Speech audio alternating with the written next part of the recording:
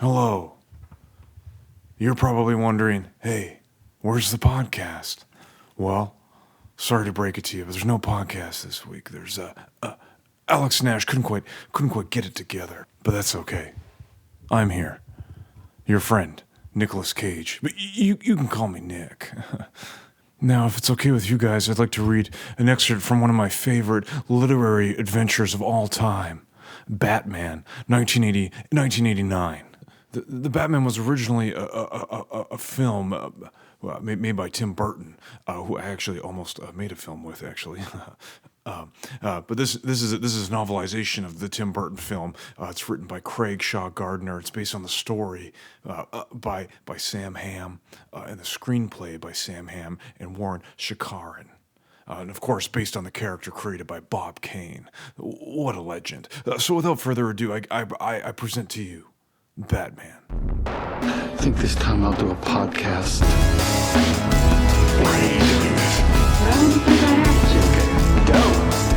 What exactly is the point? That's not the fucking point!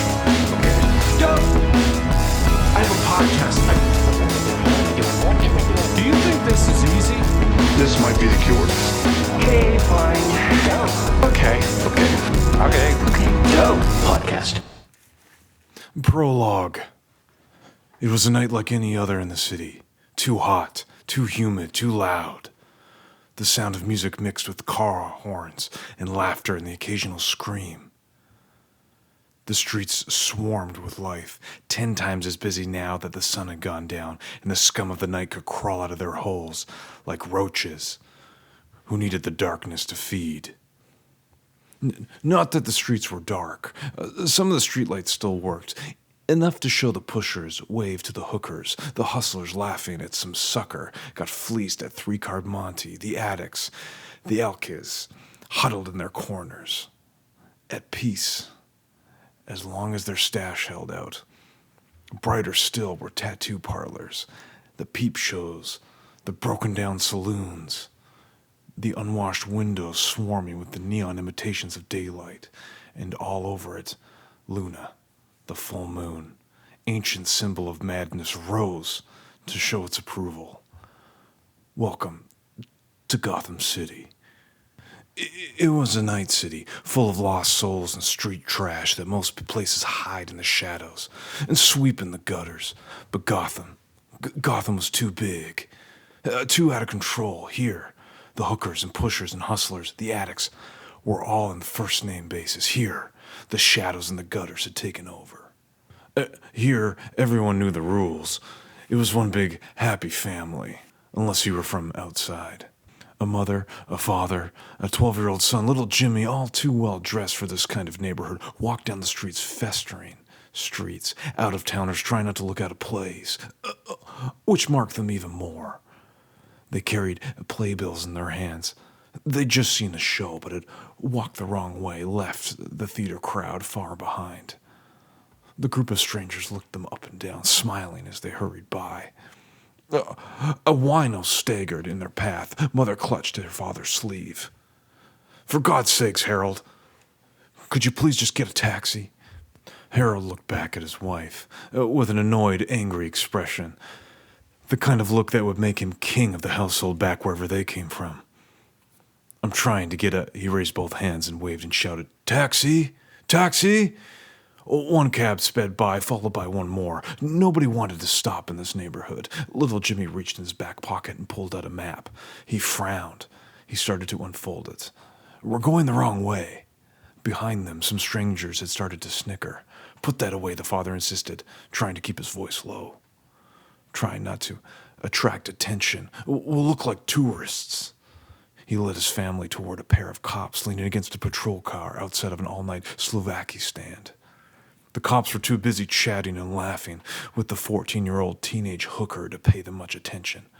The hooker glanced around and smiled at little Jimmy. Little Jimmy smiled back. His mother yanked him violently away. She glowered at her husband. It looks as if they were going to be a fight. "We'll never get a cab," Harold admitted. "Let's cut to 7th. Their son stopped, and they turned the corner. Little Jimmy pointed behind them. "7th's that way." I know where we are, his father announced as he marched into the darkness on the street. Not much more than an alley, really. The lights were gone. His wife and son followed, all three walking quickly around the derelict cars lit only by the glare of the swollen moon. Hey, mister, a voice called out from the darkness. Give me $1. A man sat against one of the wrecks. He was maybe 19 or 20. His face pocked with acne scars. His torn t-shirt read, I love Gotham City. Father hurried his family along as if none of them have heard. Mister, the guy who loved Gotham City yelled, how about it, $1? He lurched on his feet, his voice even louder. Are you deaf? Do you speak English? The father walked quickly to the far side of the alley. The derelict only stood and watched them, swaying back and forth, pushed by the wind that wasn't there. The father barely stopped himself from glancing behind to see if it was safe. He didn't notice the other figures hiding in the shadows. The one with the gun that came down quickly, brutally across Father's neck. Father fell.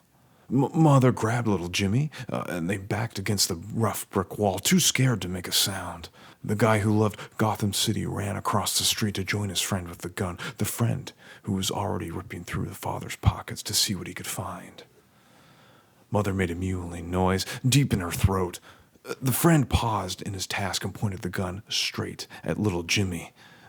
Do the kid a favor, lady, he said softly and reasonably. Don't scream. She swallowed her scream instead, tears streaming down her face. She held little Jimmy tight against her, as if her son was the only thing keeping her sane. Little Jimmy didn't say anything either, as if all he could think about was the muzzle of the gun. The two friends found what they wanted, they chuckled, and they ran away. Mother stared at her husband, crippled in the alleyway. He was totally still. She wasn't even sure he was breathing. She couldn't help herself anymore. She started to scream. Welcome to Gotham City. The scream echoed up and down the alleyway. It mixed with the music, the laughter, the car horns down the street. It rose up past the derelict cars and worn brick walls to sweep through the towers of the old cathedral, once the spiritual center of a great metropolis now fallen into ruin itself. Stone gargoyles watched the cathedral towers, monsters carved into the walls of the church. So tradition had it, to keep evil spirits away. But these gargoyles only watched the evil and listened to the screams, until one of them moved. Welcome to Gotham City. The friends, I love Gotham City, and the one with the gun, let's call him Nick, and Eddie, hey, that's my name. Now, run all the way to the safe place, a roof 6 stories above the street, and take a look at what they'd found. Nick opened up a wallet and started looking at the cards. All right, American Express. He tossed the card to Eddie. Don't leave home without it, eh? He turned his attention to counting the cash. The night wind picked up, blowing gravel across the roof. Eddie looked up. He heard a noise, a metal clanging against metal. He looked over at Nick. Let's beat it, man. I don't like it up here. Nick laughed.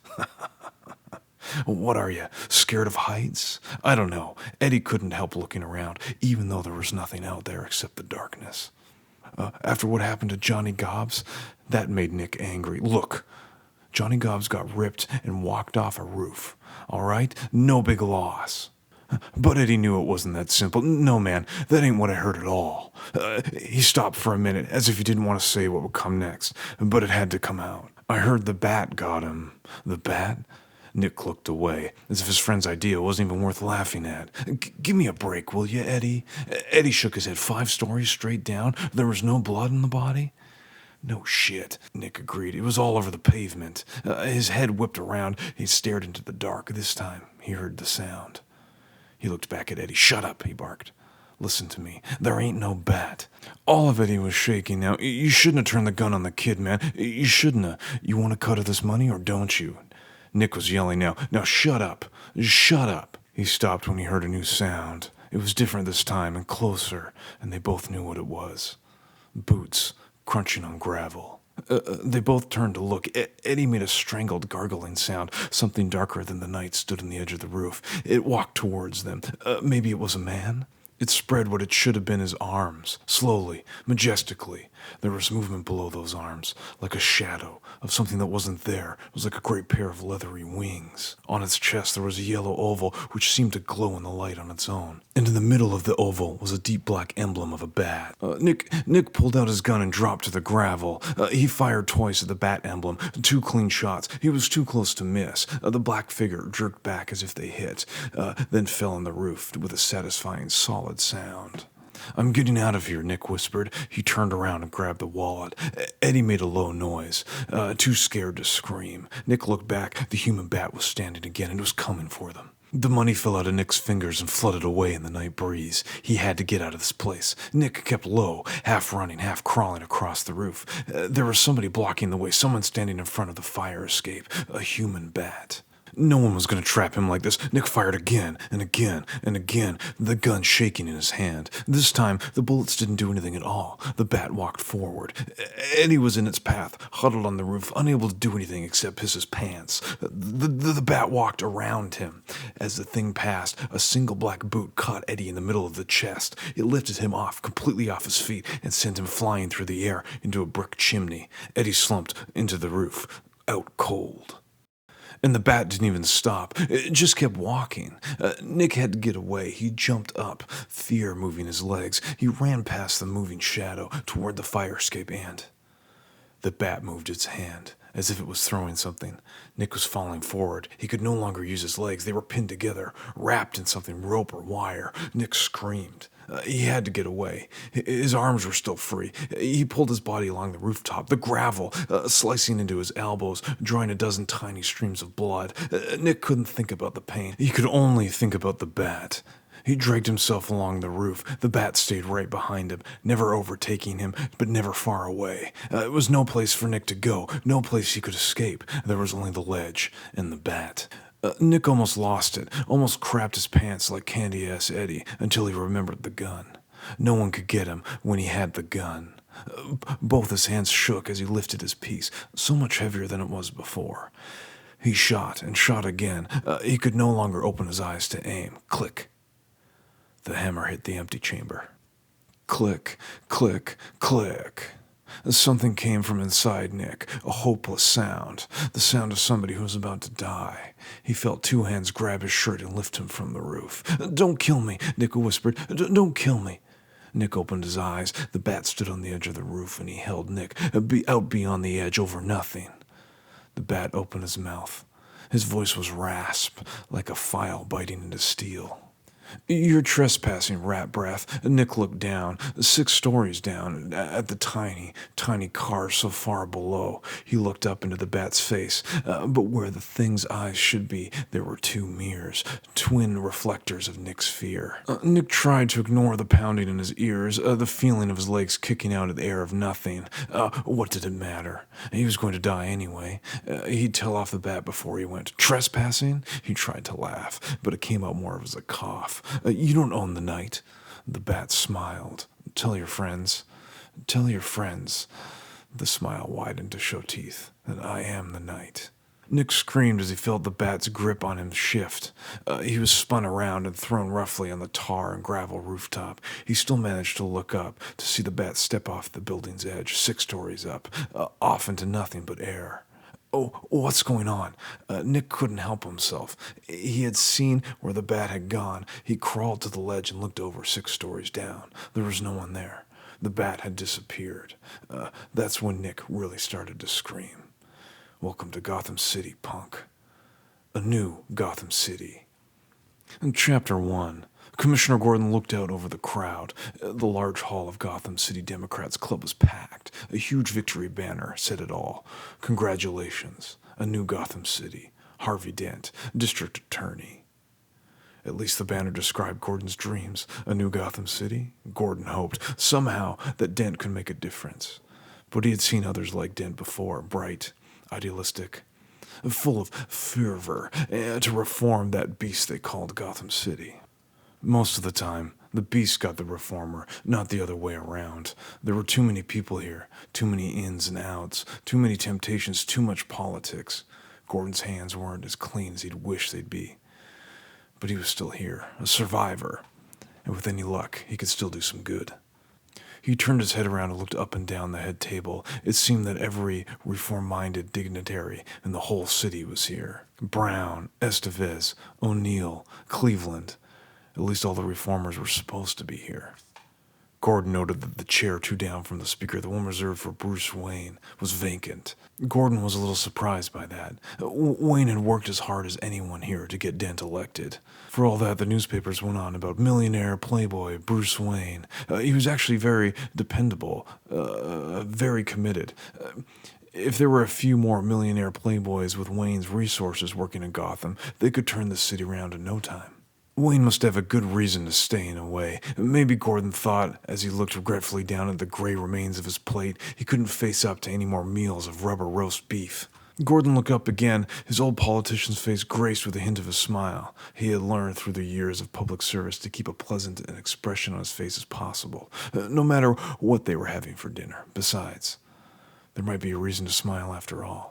Dent won in a landslide over the incumbent, a fellow whom voters finally realized had been living in the pocket of the mob for the past 20 years. Maybe the vote meant that Gordon and the city had enough people behind them this time to make a difference. Maybe the truth and justice and triumph for a change, and some of the real criminals would end up behind the bars. Maybe this, maybe that. Gordon sighed and glanced to his left. There were certain things in this world, but one of them was that he would always have to attend these political dinners, and at every one of them, his honor, the mayor, would make a speech. Mayor Borg stood proud as an overstuffed peacock, as if Dent's election was somehow all his doing. Gordon knew the mayor was only supposed to introduce Dent. A job, in Borg's hands, could take a good 20 minutes.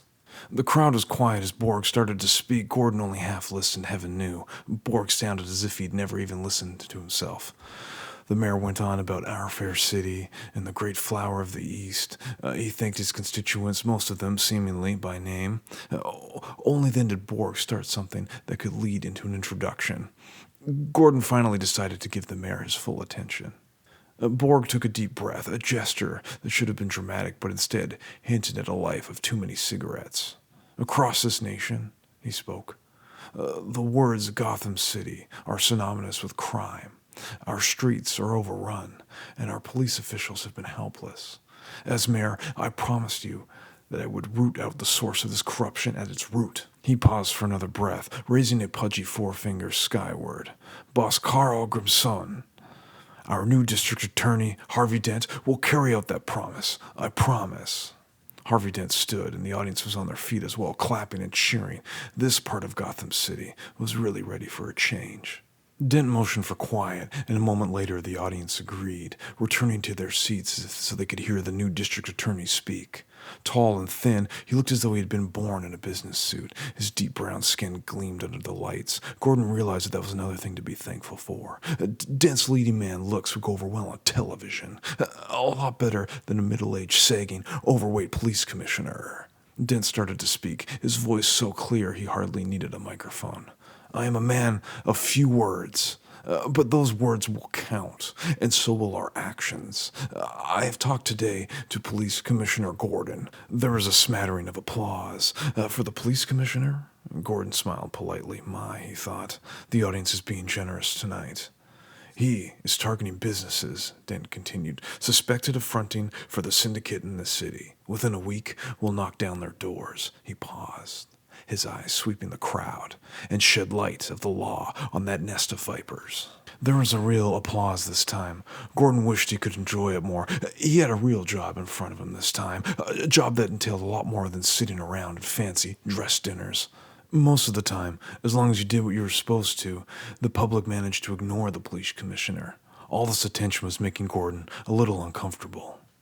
Damn, sometimes you wish you had the freedom to play hooky like Wayne. He could already tell that the rubber roast beef was going to give him gas. He smiled politely at Dent and hoped his stomach would stay quiet long enough for the new DA to outline the rest of their plan. The plan that Gordon had hoped somehow, against all odds, would turn into a reality.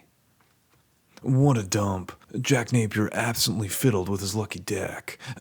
It was amazing. All the money Alicia Hunt had, not only from her modeling career, but from all those little presents Boss Grimson always gave her, that she could fill her apartment with all that crap. What was a liver-shaped coffee table anyway? Post-Yugoslavian modern or something? Others might call it classy, but to him, it was just expensive junk. At least it gave him a place to rest his feet. In the way she covered the walls with her modeling pictures, well, at least it covered the walls. Jack chuckled at his own private joke. Since she slept with him, she had excellent taste in men. Too bad she didn't have taste in anything else. Jack finished his one-handed shuffle. He turned his attention back to the television and the stiff who has just gotten himself elected. Who exactly was this guy? The newswoman had just said his name only a minute ago. Bent, a Dent, that was it, yes. Not that there was anything particular new about him.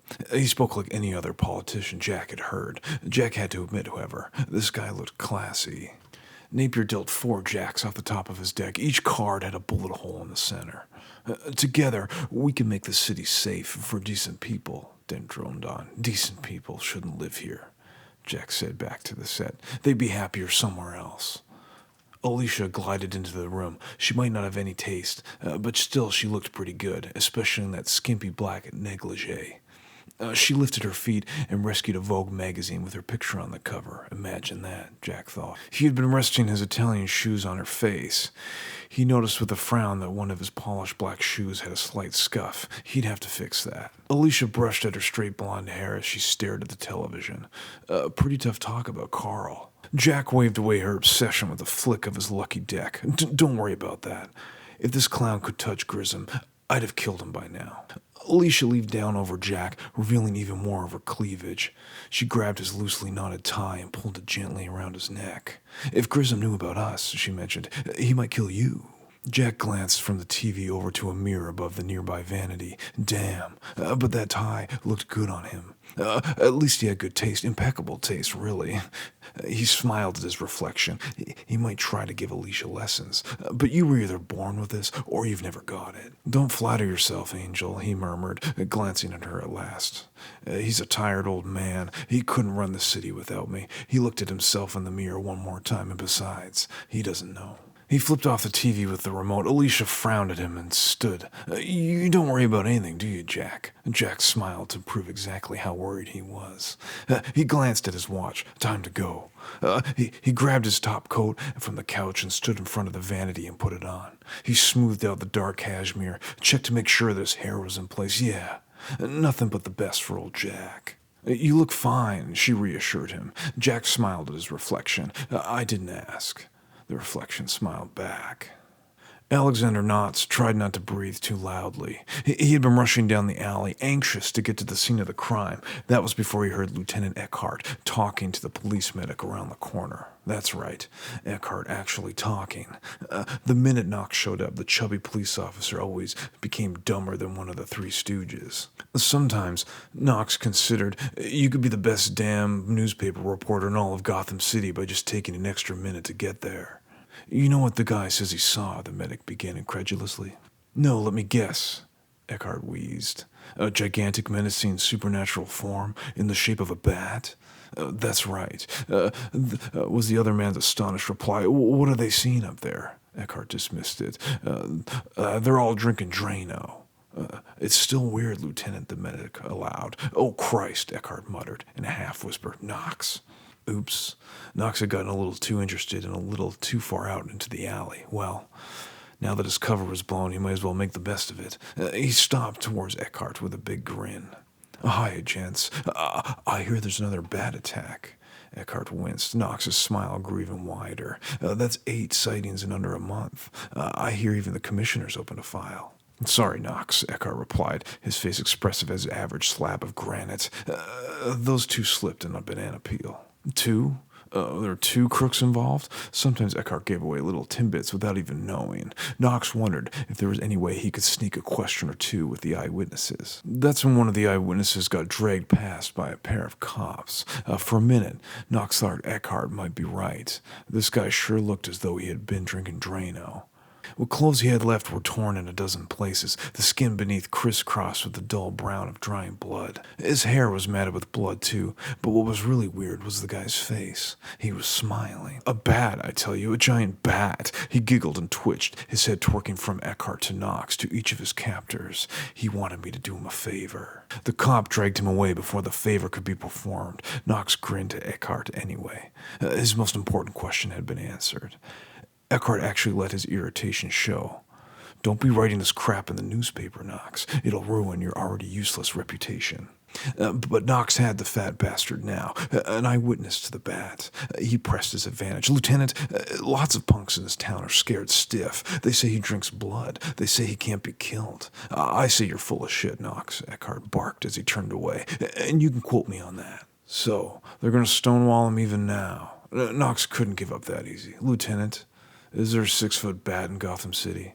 Eckhart walked away without looking back. Knox shouted after him. If so, is he on the police payroll? Eckhart lumbered around the corner out of sight. If so, Knox persisted. Oh, what's he pulling down after taxes? There was no answer. Knox didn't really expect one. He thought for a second about following the lieutenant, but decided it would be better for his health and career if he didn't.